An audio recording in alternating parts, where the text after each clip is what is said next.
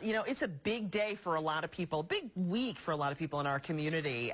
We've been talking all about the 21 Stories for Scouts and, well, people who are going to be rappelling down the side of the First Federal Plaza building. I am impressed, and with us today are some folks who are gearing up to do just that. We have Gary Decker, who is the Seneca Waterways Council COO, and Elizabeth Shermer and Jonathan Sherwood. They are going to be taking part. You're from Sweetwater Energy, and you're going to be taking part in this. So you're going to be rappelling 21 stories.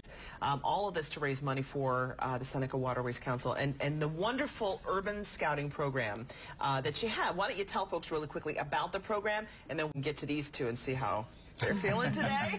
Absolutely. The 21 Stories Rappelling event helps us support low-income, at-risk families and especially youth from the inner city here in Rochester and throughout Monroe County. And this is a great fundraiser for us to allow us to provide programs for those kids who so need the opportunity. Yeah, and it gives them a chance to be kids in their element, or rather takes them out of their element into a place where they can be themselves. It gives them a safe environment where they can test their limits in a safe and a positive way, just like we're going to do with 21 Stories. This is a metaphor for what's happening today and tomorrow, I should say. Actually, tomorrow's the day. I know Adam Chodek's going to be going down rappelling today. Our intrepid reporter Jennifer Johnson did a few years back. Doug has. A lot of folks from our morning team have. All right, so let's get with you, Jonathan and Elizabeth. You're doing this together. Is it just the two of you from your company doing this, or? No, we have a team of 10. Yeah, we have 10. Yeah. Okay, great.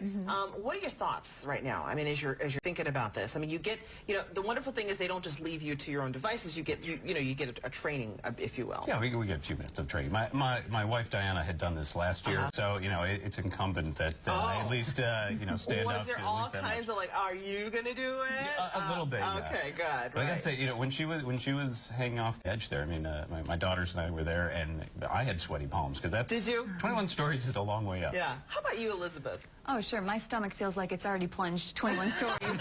Just thinking about going down that building tomorrow. But we're so grateful to have the chance to support the community that we serve. Yeah. That's the great thing is that this exposes so many people to what you do. And that's really what it's all about. I mean, if you think about great ways to raise money, this is about as unique as it gets. This is a very unique opportunity, a great way to give people a wonderful view of the city of Rochester, but a great way to give back to their community. This is a bucket list thing, too, right? I mean, this is definitely check it off your bucket list. How many years have you been doing the 21 Stories? This will be the 5th year that we've done it. We've had over 300 people rappelled down the side of the building. Okay, how many will be going down the side of the building tomorrow? We have 70 currently signed up. We still have about 12 or 13 spots available, and we're taking people right up to the moment that we rappel. Right. So if people want to and are still thinking, maybe I'd like to try this, there's still time to do it. But there is a commitment, though, right? There's the verbal, I'm going to do it commitment, but then there's also a financial commitment, right? Yeah, there's a financial commitment of $1,000 minimum, and people can do that either through an outright payment to us or they can raise through a series of pledges from other people in the community. And we have a lot of people out there who raise far more than $1,000 because they have other people give to that. Yeah, and so again, so you're going tomorrow. What time? Do you have a time? You already know what time? I think 10:30. Mid-morning. Yeah. Yep. Okay. Have you been like working out? Maybe. Oh, absolutely. Stretching, praying.